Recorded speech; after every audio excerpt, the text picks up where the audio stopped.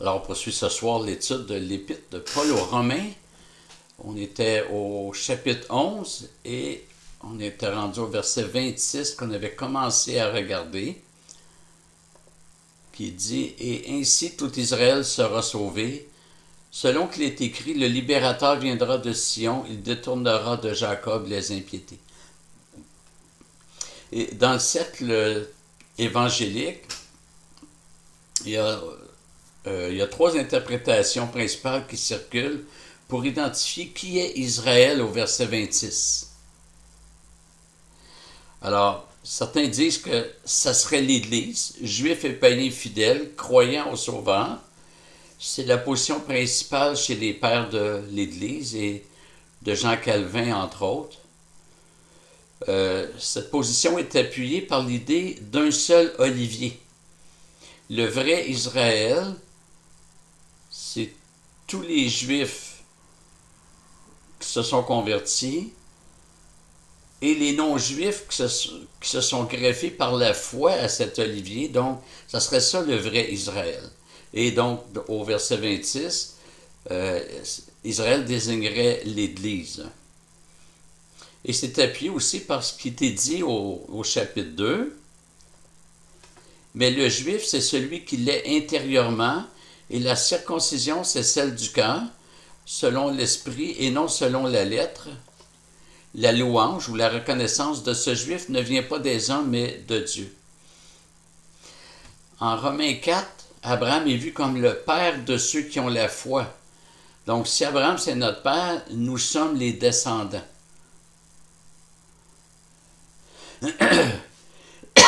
Excusez-moi. Et tout le chapitre 11 présente la constitution du peuple de Dieu avec sa double origine, juive et païenne, comme je l'ai dit, avec l'olivier. Donc, pendant que la totalité des païens entre, on a vu ça la semaine passée au verset 25, autrement dit, entre dans le salut, et que le reste d'Israël continue aussi d'entrer partiellement, il y a un endurcissement partiel d'Israël. Ainsi, ou de cette manière, tout Israël sera sauvé. Donc, le tout s'opposerait à la limitation de reste ethnique. Donc, autrement dit, le tout Israël, ça serait plus que juste les Juifs ethniques. D'autant plus que dans l'Ancien Testament, les étrangers qui se joignaient au peuple juif par la circoncision étaient comptés comme membres du peuple. Mais il y a des difficultés avec cette position-là. Tout le chapitre applique Israël à la nation ethnique. Pourquoi il faudrait que cette notion change sans avertissement? Et je pense que l'argument le plus décisif, c'est au verset 28, donc juste 2 versets plus loin, qui dit « En ce qui concerne l'Évangile, les Juifs sont ennemis à cause de vous, mais en ce qui concerne l'élection, ils sont aimés à cause de leur pain. » Alors, pourquoi revenir à une considération ethnique s'il parle maintenant d'Israël comme étant tous les croyants, peu importe qu'ils soient d'origine juive ou païenne? Enfin, c'est un argument. La deuxième interprétation, ça serait l'Israël ethnique, l'Israël selon la chair, qui se convertirait massivement juste avant le retour de Jésus-Christ. Donc, c'est pas toute la nation, au sens de tous ceux qui ont vécu, tous les Juifs qui ont vécu avant l'accomplissement de cette prophétie-là, ne seraient pas concernés par cette prophétie-là.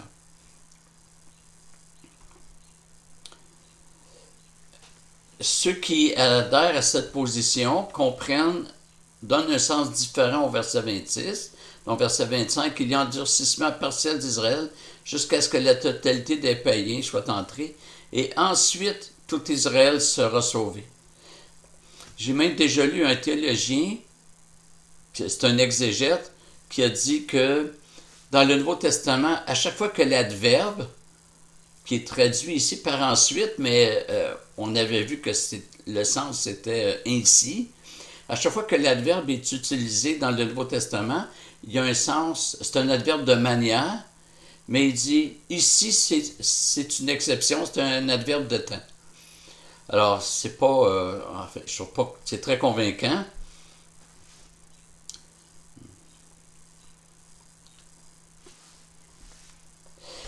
Cette position-là souffre aussi de considération en faveur des Juifs pour la fin seulement.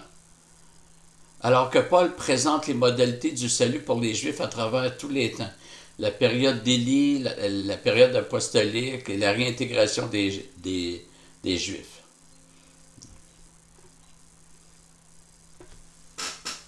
D'autant plus que le verset 31 qu'on va voir éventuellement nous parle de maintenant pour les Juifs. Une autre difficulté à cette interprétation, c'est qu'elle annule l'imminence du retour de Jésus-Christ. Nous ne pouvons plus penser que Jésus peut revenir demain parce qu'il n'y a pas eu encore de conversion massive chez les Juifs. Un jour, j'avais posé la question à Paul Wells, qui est un grand théologien en France.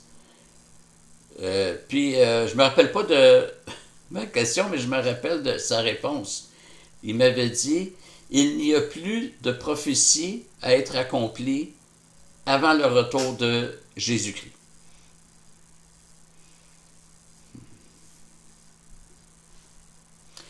Je dirais aussi que même les Bibles qui viennent des théologiens dispensationalistes traduisent par un adverbe de manière. On pense à Darby ou Scofield qui a choisi la version Genève. Mais à l'occasion, il change la traduction. Il ne l'a pas fait ici. La troisième position, c'est qu'il s'agirait du reste fidèle parmi les Juifs. Paul s'intéresse aux païens au verset 25. Au verset 26, il parle de la totalité des païens au verset 25 et il parle du reste d'Israël au verset 26. Les rabbins employaient cette expression, tout Israël, pour désigner l'ensemble d'Israël sans qu'elle comprenne nécessairement chaque individu. D'ailleurs, ils devaient être... ils ont certainement réalisé que Abraham eut 2 fils, puis qu'il y en a juste un qui était fils de la promesse, Isaac. Puis Isaac a 2 fils, puis il y en a juste un qui était fils de la promesse, Jacob. Donc, c'était comme trop évident que c'est pas tous ceux qui étaient juifs de naissance qui étaient membres du peuple de l'Alliance. De plus, selon les clauses de l'Ancienne Alliance, un juif pouvait être exclu ou excommunié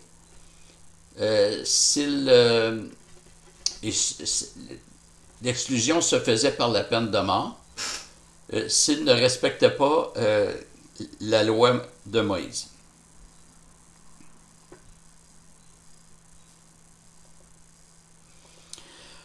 Je vous ai déjà dit que dans la Bible, le tout a très souvent un sens qualitatif et non pas quantitatif. Prier pour tous les hommes, on sait que c'est impossible de prier pour tous les hommes individuellement. Mais Paul précise, pour les rois, ceux qui nous gouvernent, etc. Là, il tombe dans des catégories. Jésus a dit à Paul, tu seras mon témoin devant tous les hommes. Ce qui est impossible si c'est tous les hommes sans exception. Mais c'est des hommes de tout rang. Donc c'est un tout, et en grec, ce sens-là existe, c'est un tout qualitatif et non pas quantitatif. Donc en résumé, les 3 positions, le tout Israël désignerait l'ensemble des chrétiens, donc l'Église. Deuxième, le tout Israël désignerait tous les Juifs ethniques. Et troisième, le tout Israël désignerait le reste juif, c'est-à-dire les vrais croyants parmi les Juifs ethniques. Pour ma part, j'exclus d'emblée la deuxième interprétation, que ça concernerait la nation juive comme nation globale. Et j'exclus du coup que l'adverbe a un sens temporel. C'est un adverbe de manière. Mais Paul vient d'enseigner que Dieu se garde un reste au sein d'Israël. Et on doit voir le parallèle entre le verset 25, il y a un endurcissement partiel d'Israël jusqu'à ce que la totalité des païens soit entrée, et le verset 26, ainsi tout Israël sera sauvé. Alors, comme il est évident que l'expression la totalité des païens n'inclut pas tous les païens sans exception, et même pas les nations païennes globalement ou massivement, mais plutôt la totalité des païens qui sont élus. Alors, il vaut mieux interpréter le tout Israël comme l'ensemble des élus au sein de la nation juive.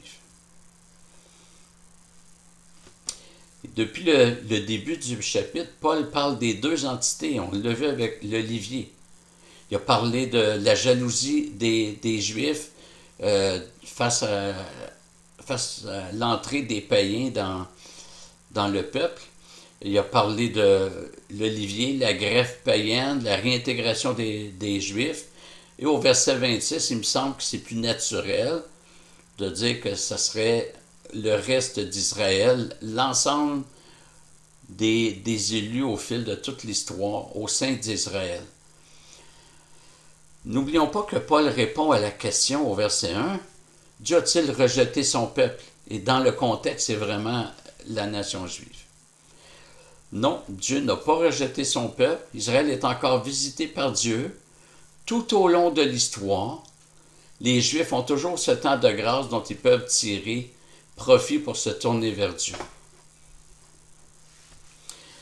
Paul cite au verset 26 deux textes d'Ésaïe qu'il joint ensemble. Le premier texte, c'est Ésaïe 59, 20. Un Rédempteur vient pour Sion, pour ceux de Jacob qui se détournent de leurs crimes. Alors on voit ici que la prophétie, c'était pas pour tous les Juifs. Le Rédempteur vient uniquement pour ceux qui se détournent de leurs crimes. Et le deuxième texte, Ésaïe 27, 9, que Paul cite aussi, c'est ainsi que la faute de Jacob est expiée.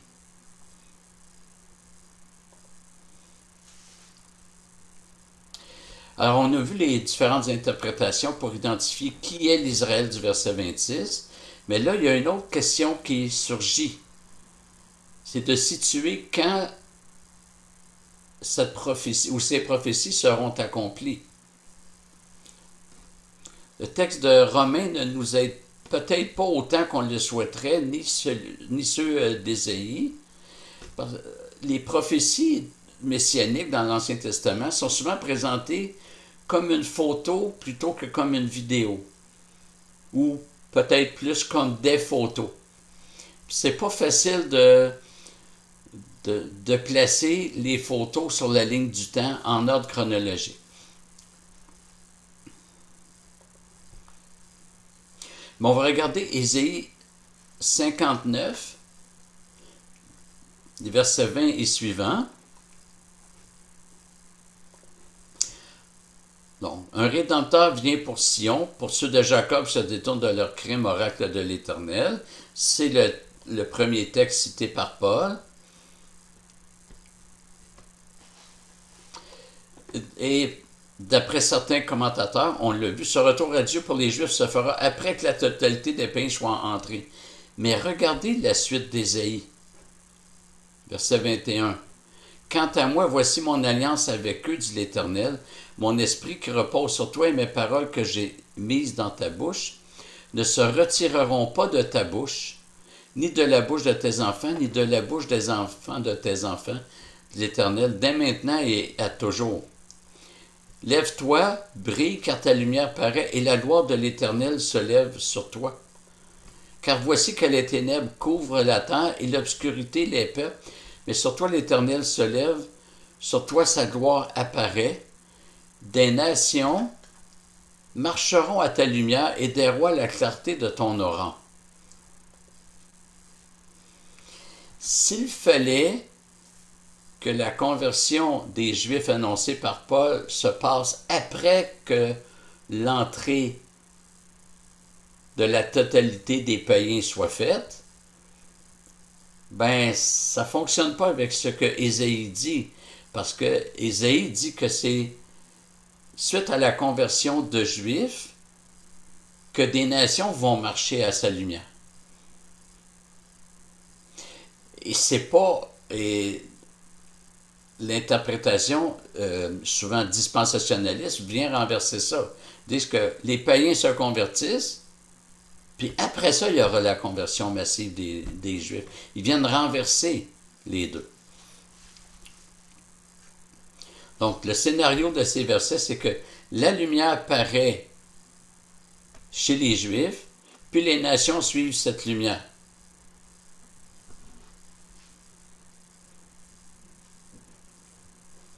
Verset 27. Et telle sera mon alliance avec eux lorsque j'ôterai leurs péchés.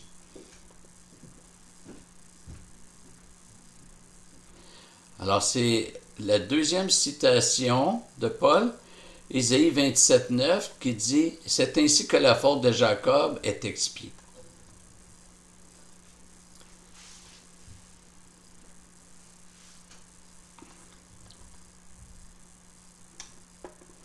Et on va regarder le texte d'Ésaïe. Vous savez, on dit souvent qu'on ne peut pas citer un texte hors contexte. Eh bien, il faut croire que les auteurs bibliques, quand ils citent un texte écrit par un autre, ils considèrent le contexte. Donc, pour bien comprendre comment Paul sollicite les textes de l'Ancien Testament, il faut étudier pas juste le verset cité, mais le contexte.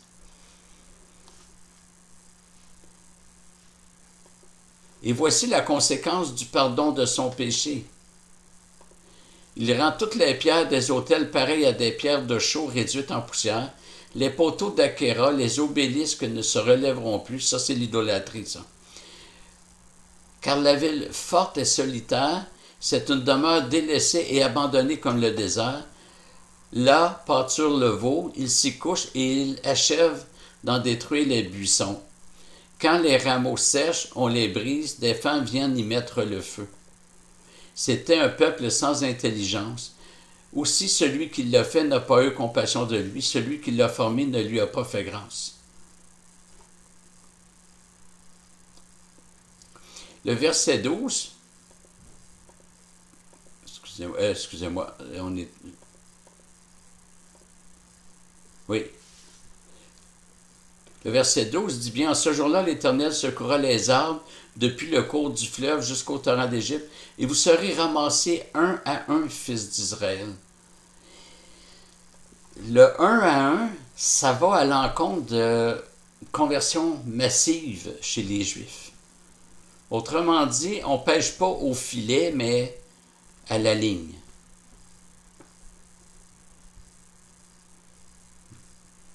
Et cette lecture-là convient avec ce que Paul a dit, qu'il y a encore un reste. Dieu a toujours travaillé par un faible reste, puis il y a encore un reste aujourd'hui selon le dessein d'élection. On continue la lecture d'Ésaïe 27. « En ce jour, on sonnera du grand corps. Alors reviendront ceux qui étaient perdus dans le pays d'Assyrie et dispersés au pays d'Égypte. Ils se prosterneront devant l'Éternel sur la montagne sainte à Jérusalem. » Donc, on doit croire qu'il y a des conversions chez les Juifs qui reviennent à Dieu et se prosternent devant lui.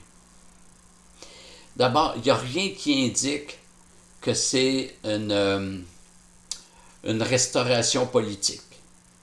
Il n'y a absolument rien qui pointe vers cela. C'est vraiment une conversion, des conversions, donc c'est une démarche spirituelle qui est annoncée. Il y a d'autres textes du Nouveau Testament qui placent les accomplissements prophétiques à un niveau spirituel. Un texte qui est très fort, c'est Hébreux 12, 22. Mais au contraire, vous vous êtes approchés de la montagne de Sion et de la cité du Dieu vivant, la Jérusalem céleste, des myriades d'anges. Alors, c'est pas physiquement qu'on s'est approché de la montagne de Sion, c'est spirituellement.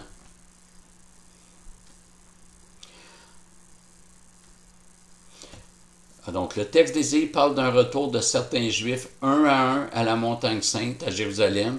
Le texte d'Hébreu affirme que les chrétiens se sont approchés de la montagne de Sion, de la Jérusalem céleste.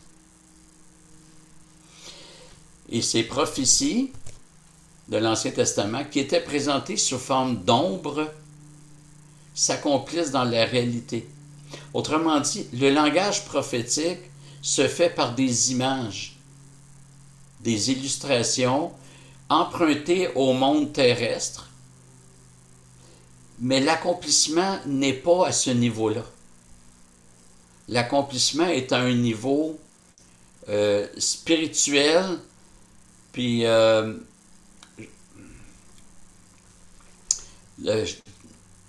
c'est pas littéral. Par spirituel, je veux pas dire immatériel. C'est que l'illustration terrestre servait de tremplin pour une réalisation beaucoup plus impressionnante. Le pays d'Israël, finalement, c'est la nouvelle création. C'est beaucoup plus gros. Et c'est ce que Paul dit dans Romains 4, je pense que c'est verset 11 ou 13. Il dit que c'est pas par la loi que l'héritage du monde a été promis à Abraham, mais c'est par la foi. Mais on dit, mais non, c'est pas l'héritage du monde qui a été promis à Abraham, c'est l'héritage de la terre promise. Et Paul dit, non, non, c'est l'héritage du cosmos. La terre promise, c'était juste une maquette. Donc, on vient au verset 27, « Et telle sera mon alliance avec eux lorsque j'ôterai leurs péchés. » Ce verset est l'écho de la prophétie de Jérémie 31, qui dit, « Voici que les jours viennent, oracle de l'Éternel, où je conclurai avec la maison d'Israël et la maison de Juda une alliance nouvelle. Non comme l'alliance que j'ai conclue avec leur père le jour où je les ai saisis par la main pour les faire sortir du pays d'Égypte. Alliance qu'ils ont rompue, quoique je sois leur maître, oracle de l'Éternel. Mais voici l'alliance que je conclurai avec la maison d'Israël après ces jours-là, oracle de l'Éternel. Je mettrai ma loi au-dedans d'eux, je l'écrirai sur leur cœur, je serai leur Dieu et ils seront mon peuple. Celui-ci n'enseignera plus son prochain, ni celui-là son frère, en disant « Connaissez l'Éternel ». Car tous me connaîtront, depuis le plus petit d'entre eux jusqu'au plus grand, oracle de l'Éternel, car je pardonnerai leurs fautes et je ne me souviendrai plus de leurs péchés. Alors, on reconnaît l'écho de Jérémie 31 quand Paul fait la synthèse « Telle sera mon alliance avec eux lorsque j'ôterai leurs péchés ». Alors, l'alliance comporte davantage que le pardon des péchés, mais comme Paul développe dans son épître la question de la justification par la foi seule, et ce qui implique le pardon des péchés, au chapitre 4, il avait rappelé le psaume de David, « Heureux celui dont la faute est expiée », c'est normal qu'il s'arrête sur cet élément particulier en lien avec l'alliance. Vous remarquez que Paul ne dit pas que les Juifs vont retourner à la même alliance qu'avant. Cette alliance-là, elle est terminée. Hébreux 8, 13. En appelant nouvelle cette alliance, il a rendu ancienne la première. Or, ce qui est ancien et vieilli est sur le point de disparaître. Et pour ma part, je crois que c'est arrivé en 70 avec la destruction du temple. C'est là où tous les éléments reliés à le culte de cette alliance-là sont tombés. Il n'y a plus de sacrifice possible au temple, etc. Voilà, on va s'arrêter ici pour ce soir. Alors, merci de votre attention.